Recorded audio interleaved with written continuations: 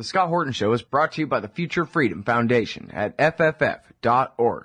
Join the great Jacob Hornberger and some of the best writers in the libertarian movement like James Bovard, Sheldon Richman, Anthony Gregory, Wendy McElroy, and more for a real individualist take on the most important matters of peace, liberty, and prosperity in our society.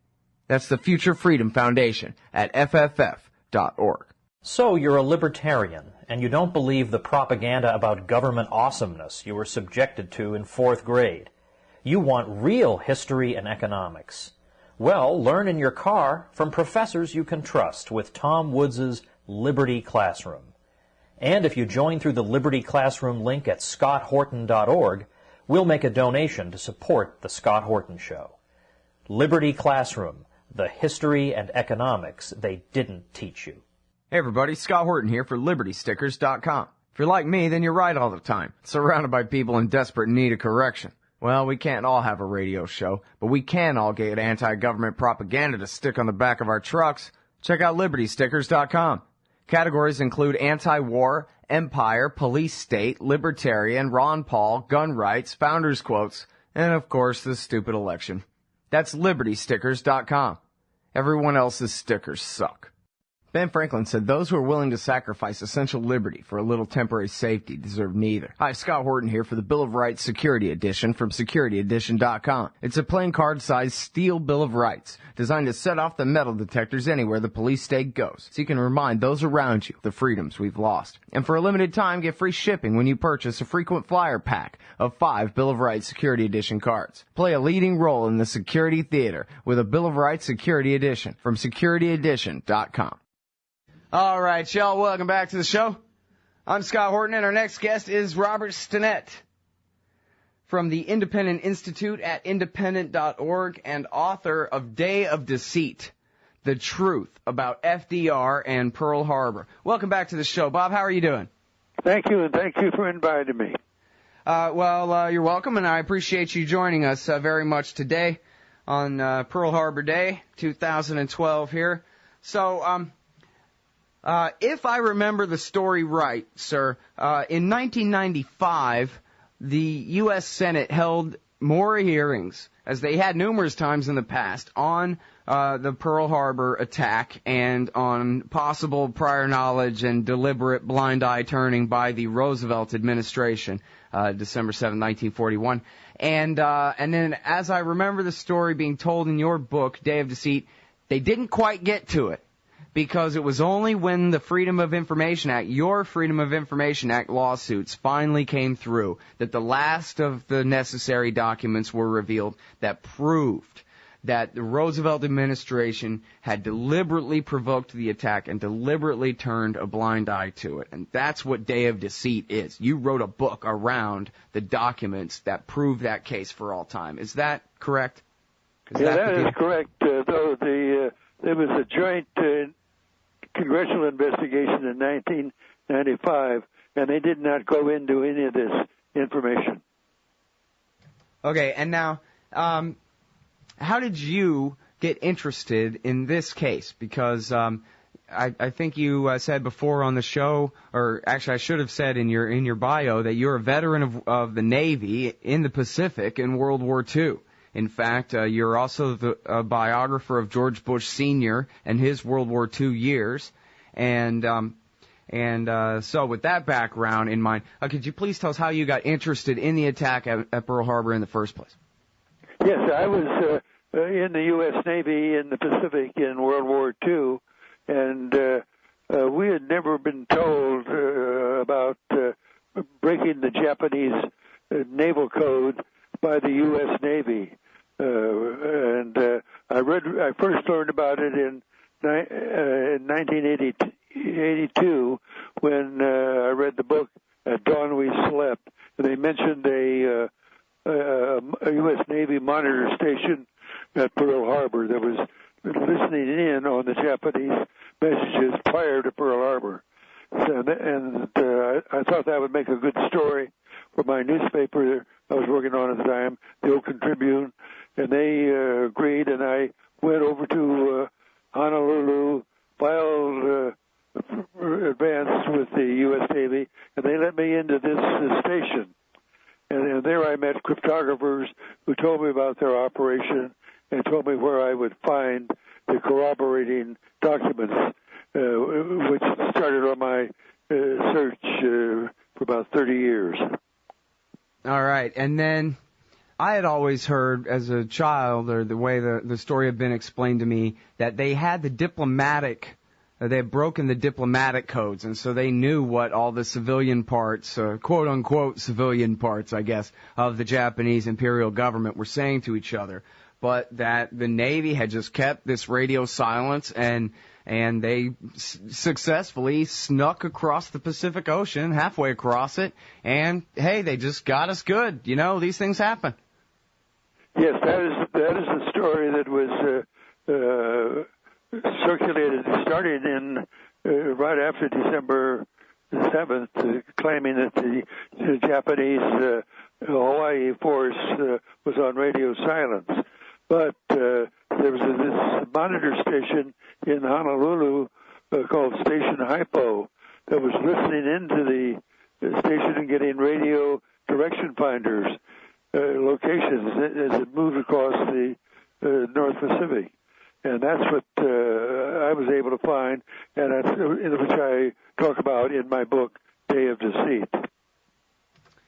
Okay, now, well, yeah, we got to break this into pieces. I wish I'd found my old notes from back when I read the book the first time, but it's been quite a few years now. But there are a few different things here. I guess I want to rewind a little bit to before the actual attack, and it's a really intriguing part of the story to me. My friend Anthony Gregory, who is a fellow there, of course, at the Independent Institute, recounted to me an anecdote that, as you had told it to him, that this McCollum memo, which is so important in your book about the months preceding the attack, that you had just kind of found it at random in the files that had been released to you. It was not in any logical place, and it, in fact, maybe was even sticking out a little bit to be found. Is that about right? Yes, that's right. The National Archives in Washington, I had filed a Freedom of Information Act to see the intercept questions and all the advanced intelligence on Pearl Harbor, and I discovered this. It was a U.S. Navy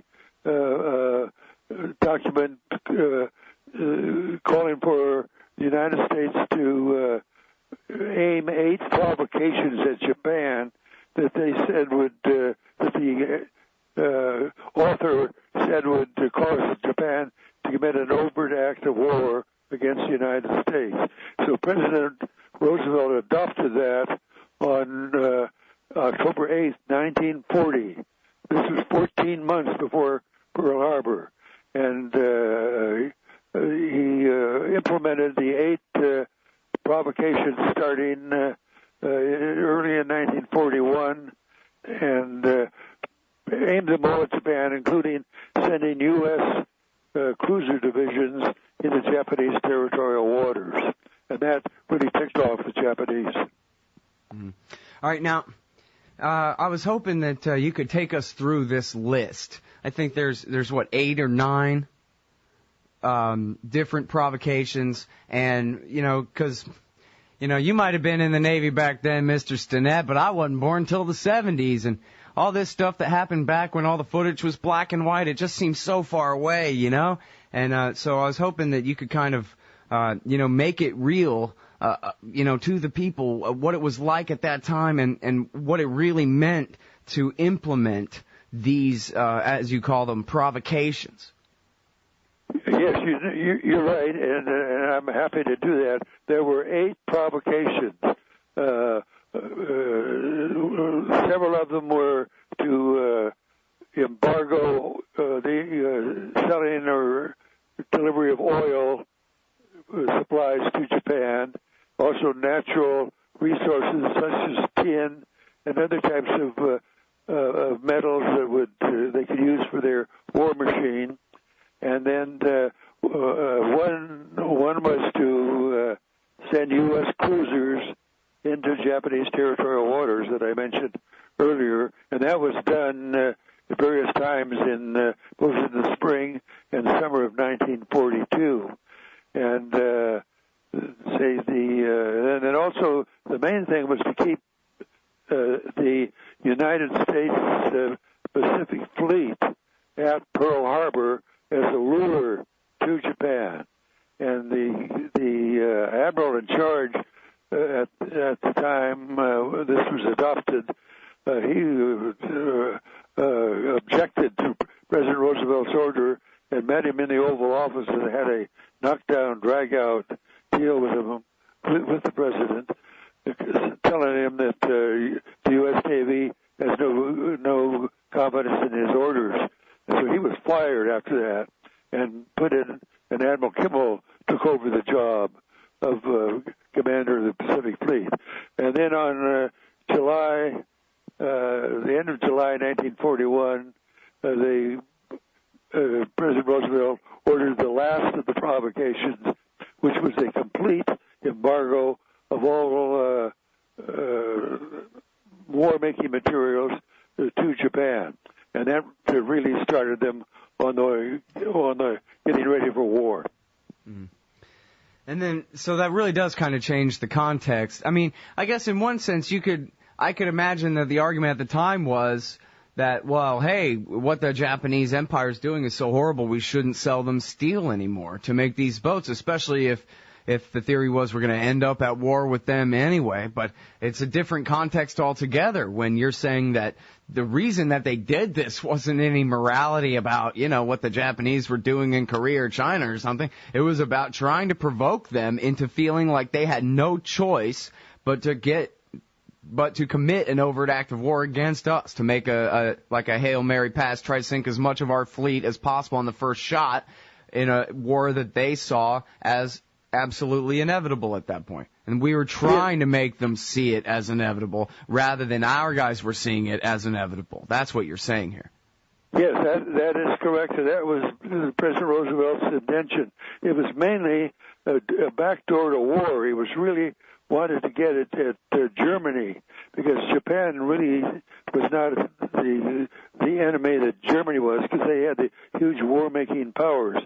So Japan had, and Italy and Germany, just a few days before this October 8th meeting, had signed a mutual pact that they'd come to one another's defense if they got into a war situation.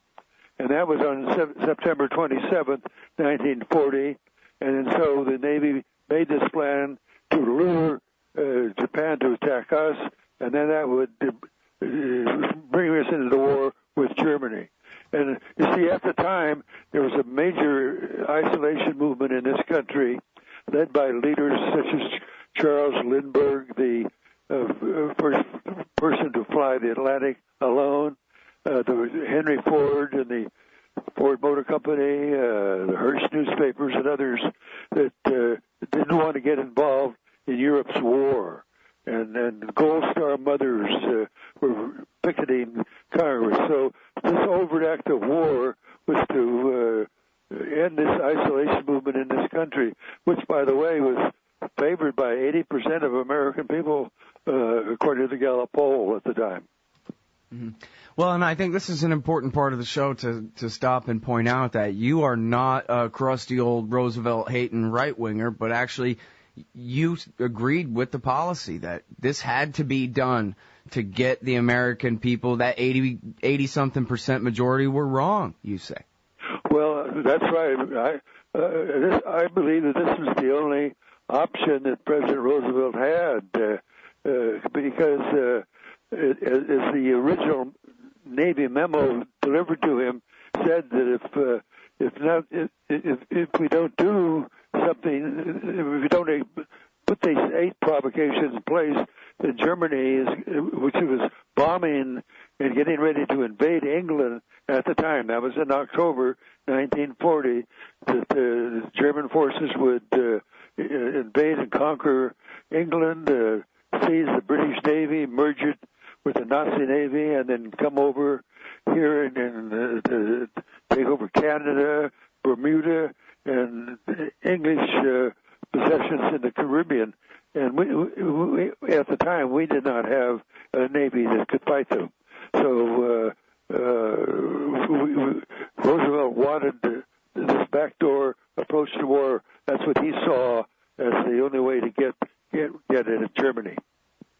All right, now, I was hoping you could make the case here that this McCollum memo, which sure looks incriminating, actually meant anything to Roosevelt or the Secretary of War or anybody who was in charge of making the decisions here, because this guy McCollum, after all, was just a lowly intelligence officer in the U.S. Navy, right? How can you be so certain that his memo actually became the policy? Well, Commander with the same motive. Commander McCollum was head of the Far East desk of the Office of Naval Intelligence. He was the man that all passed through involving Japan and China and the Southeast Asia countries. So he was a top-notch man of getting orders, suggested them to higher authority. And that's what happened. His memo was written on October the 7th. It moved fast and went to the office of the Chief of Naval Intelligence, who gave it to Roosevelt, and he adopted that on October the 8th, and then started war preparations from that time on. And they really just kind of went down the list implementing these policies. Yes, it's all documented there in my book, and it's amazing when I found that this is all true, because it was very difficult for me to believe that a president of the United States would do this type of thing, but he wanted to end, this is the only way he saw to end the isolation movement and really stop Germany in its tracks. Mm-hmm. All right, now, tell me about J. Edgar Hoover's role in this, because if I remember your book correctly, sir, he had agents in Hawaii who knew good and well that there were Japanese spies scoping out Pearl Harbor and taking notes. So how was he unable to make something happen there? Yes, that is right. After President Roosevelt's first provocations were being in place, Japan read what was happening, so they sent a Japanese ensign to Honolulu. He was a lone spy, and he was attached to the consulate there, and then spied on the Pacific Fleet and prepared bomb plots for the Hawaii, Japan's Hawaii force. And all the time, he was being surveilled by the FBI and Navy intelligence. So they were getting his messages that he was sending to Tokyo and Tokyo's back. So they knew what he was up to, but they kept all this quiet. And then on the 1st of December, Tokyo asked him to give a military assessment of American preparations. Asked, are there any barrage balloons up over Pearl Harbor? And where are the warships located? So on December 6th in the morning, the spy sent back to Honolulu from Honolulu to Tokyo, saying that there are no barrage balloons up over Pearl Harbor, and it's all clear for a surprise attack on these places. And we intercepted that, so we knew that, but it was going to happen, but it was never delivered to Admiral Kimmel until after the attack. So it was held up because really the cryptographic officer believed that the only way for to save this country was to get an overt act of war that would unite the country and end the isolation movement. can you connect? I also learned as a child that it was a lucky coincidence, a really lucky one, that all the modern aircraft carriers were out to sea that day, and it was just the junky old World War I boats that got sank, of course, with the people on them. But can you connect directly the decision to keep the best ships out at sea with the setup here for the blind eye? Yes. As soon as the Navy's, U.S. Navy's radio direction finders had located the Japanese carriers in the North Pacific, they decided to move all the modern warships out of Pearl Harbor, and that included carriers and their task forces, which included cruisers and support ships. So there was about 25 of those modern ships were removed ostensibly to deliver about a dozen aircraft to Wake Island and also to Midway Island. But actually, these ships that were sent out, one did go deliver to Wake, but the others just sort of sailed around and didn't go to Midway Island. But so what was left were old World War I vessels that could only go 18 knots, and these were the battleships that were sunk at Battleship Row at Pearl Harbor. But see, they could to keep up with carriers and be a part of a carrier task force, you have to be able to go 36 knots. So these battleships were really worthless. But at the time, the battleships were the stars of the fleet. Most people didn't realize that carriers were the new offense of all navies of the world. Wow. And then, so now, what about the commanders at Pearl Harbor that morning? Were they just blind, deaf, and dumb to this? Or they were in on it? Or how could it be that they didn't have the chance to scramble any planes in defense? They didn't shoot down. Did they shoot down any of the Japanese Zeros bombing them all morning? I mean, this was a complete disaster. How in on it were they, if at all? Well, you see, when the radio direction finders of our Navy located the Japanese carrier force in the North Pacific, it was dispatched. The information was sent immediately to Washington, D.C., and arrived there on November 26th. And so President Roosevelt then acknowledged that and told the Hawaiian commanders and also the Philippine commanders the exact word was the U.S. desires that Japan commit the first overt act. And so let them fire the first shot, but to remain in a defensive position, don't go into the offense. So that gave that was an order from the Commander-in-Chief of the United States Navy, President Roosevelt.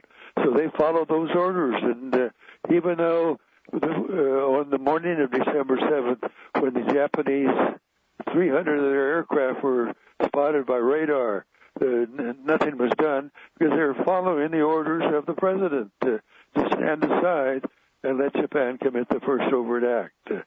So they had a perfect alibi, but they were made scapegoats because all of this information was withheld from the public. Yeah, and now, but at the time, and Roosevelt already had a hell of a lot of enemies by 1941, and many of them weren't hesitant to accuse him of this. How widespread was the theory at the time that Roosevelt had deliberately allowed this to happen?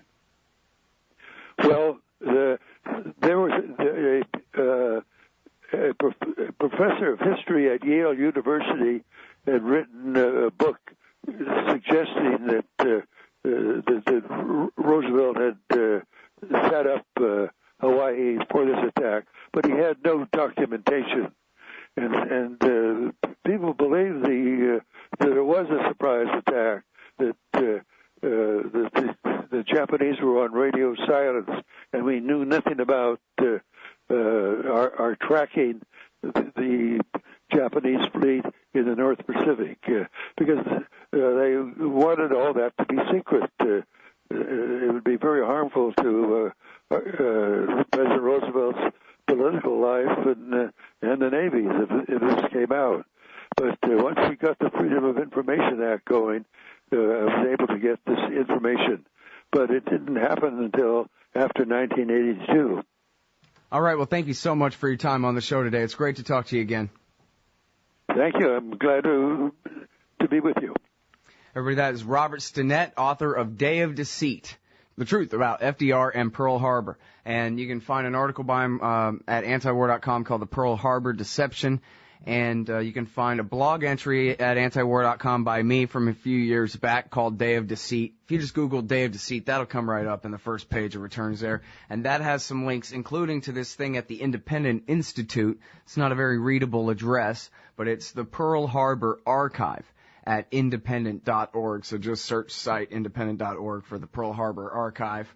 And there are many, many links to all the proof you need, the McCollum memo, and all the rest of it. And get the book. It's a great book. It's a very readable book. And then you will know for sure that is true. Hey, y'all. Scott Horton here. After the show, you should check out one of my sponsors, wallstreetwindow.com. It's a financial blog written by Mike Swanson, a former hedge fund manager who's investing in commodities, mining stocks, and European markets. Mike's site, wallstreetwindow.com, is unique in that he shows people what he's really investing in, updating you when he buys or sells in his main account. Mike's betting his positions are going to go up due to the Federal Reserve printing all that money to finance the deficit. See what happens at wallstreetwindow.com. In an empire where Congress knows nothing, the ubiquitous DC think tank is all. And the Israel lobby and their neocon allies must own a dozen. Well, Americans have a lobby in Washington, too. It's called the Council for the National Interest at councilforthenationalinterest.org. They advocate for us on Capitol Hill. Join CNI to demand an end to the U.S.-sponsored occupation of the Palestinians and an end to our government's destructive empire in the Middle East. That's the Council for the National Interest at councilforthenationalinterest.org. Hey ladies, Scott Horton here. If you would like truly youthful, healthy, and healthy-looking skin, there is one very special company you need to visit, Dagny & Lane at dagnyandlane.com. Dagny & Lane has revolutionized the industry with a full line of products made from organic and all-natural ingredients that penetrate deeply with nutrient-rich ionic minerals and antioxidants for healthy and beautiful skin. That's Dagny & Lane at dagnyandlane.com. And for a limited time, add promo code SCOTT15 at checkout for a 15% discount. Hey folks, Scott Horton here for Veterans for Peace at veteransforpeace.org. I'm not a vet, but if you are, I'd like to ask you to consider joining Veterans for Peace. As you know, in matters of foreign wars, a veteran's voice is given much more weight. Well, Veterans for Peace is making veterans' voices heard in ways and places where they can really make a difference. There are more than 175 chapters of Veterans for Peace in all 50 states, working hard to eliminate nuclear weapons, seek justice for veterans and victims of war, and abolish war as an instrument of American national policy. It's the peace vets versus the chicken hawks. Join up the good fight at veteransforpeace.org.